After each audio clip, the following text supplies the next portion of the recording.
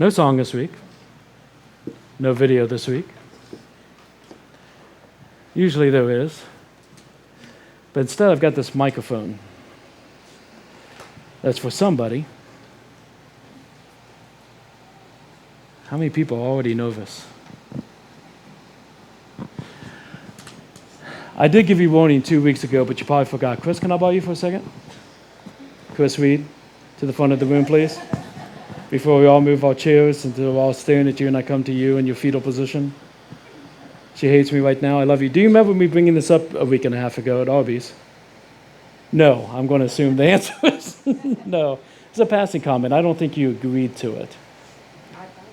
No, I can tell by the look at your face you did not. You at least took it high. Hi. This was a shot. As I talked about I'm Kris. Yeah. I'm an alcoholic. Anonymous. Alcoholics Anonymous. Last week, I shared a couple things about Kris as far as some things going on with Kris's heart and how she's been doing some things from the spiritual gift standpoint, and a book that she's been reading that actually, in talking with Kris in partnership with Scott Zurcher, which I'll talk about this aspect at the end, we're going to do as a book club, which we'll talk about in a second. But I didn't know if you wanted to share a couple of things as we put out the book club about what God's been doing. I know you're saying it's a testimony in the making. I think there's some testimony already there. But anything that you want to share, and if you don't want to share, you can put down the microphone and leave. Because I know you want to at least talk about the book club. No, I know. You want to talk about the book club. Well, y'all know I have the yard sale. And somebody somewhere, part of their donation to the yard sale was this book on spiritual gifts by Sam. Sam, not sure. I'm not sure I've heard of him.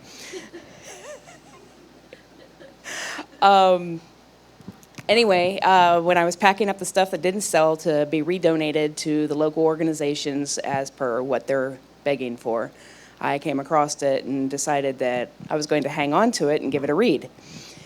Little did I know, we'll call him Tom, was going to be doing this It's nicer than normal, but series. And right about the same time, I'd be reading the book. So, everybody's had a God thing, I'm sure, where everything pieces together. And it's just funny because there's been a lot of stuff that it meshes all at the same time from different places. And that's what I was telling Tom. It's like to have something I read here and something I listen to there and the sermon here and it all like is saying the same thing, and it's God going, hello!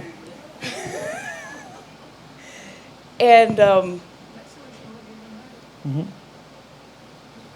nobody asked you. his wife's in the nursery. Someone has to get on him, I guess. Be nice, Kris.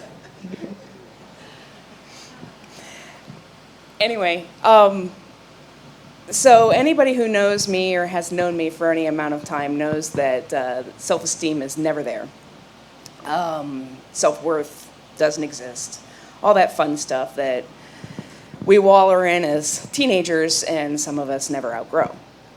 So as God's shaking me, screaming in my face, hello, I'm realizing that the gift I was told years ago that I had, that I've been denying, and in an off way, not wanting to use. And I'm being told, God gave you this gift. If you refuse to use it or refuse to acknowledge it, it's the same thing as spitting in God's face and saying, never mind, I don't want you. That may have been a little crass, but that's what it felt like at the time, that God was saying, hey, I don't spit on you, don't spit on me.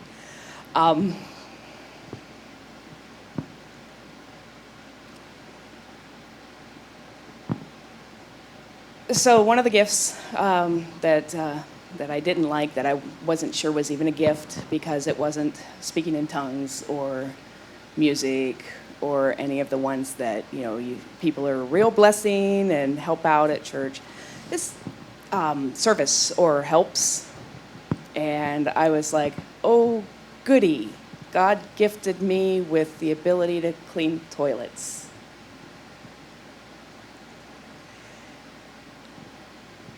To be honest, I resented it.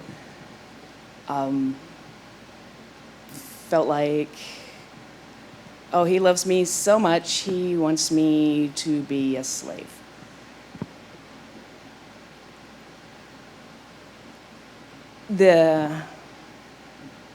This past few weeks, kind of been woke up. God doesn't make junk, and he certainly doesn't give junk gifts. And he's not going to gift you with something that he doesn't intend you to use to his glory. So, You good? I think, You did good. Mm-hmm. yeah. Will you do me one favor? I hate to put more on you because you're barely talking to me the next week anyways. The analogy of the hair on the big toe. Seriously? Yeah. As I really think it will minister to somebody. I really do. I've already shared it once with people that don't come to our church because it ministered to them. You really don't think this stuff is big deal, but it's big deal. You don't think the spitting in God's face was gross enough? Not in this church. Go ahead. Okay. I mean, Jesus spit in the dirt to rub it in people's eyes to make them see. I think you're good. Okay. Okay. All right, so what he's talking about is, when he's droning on and on about the body of Christ and how, everybody... You're done. It's fine. You don't have to shout. Okay, go ahead. How everybody can't be God's hand or everybody can't be God's feet because, we're all part of the body and we all need to work together, right? Well, I remember on more than one occasion sitting there going, I'm not part of God's body. My part equals the hair on his big toe that has to be shaved off. And it came to me last week, hey, I'm good at being hairy. That maybe God intended me to be the hair on his big toe, but he put that hair there for a reason.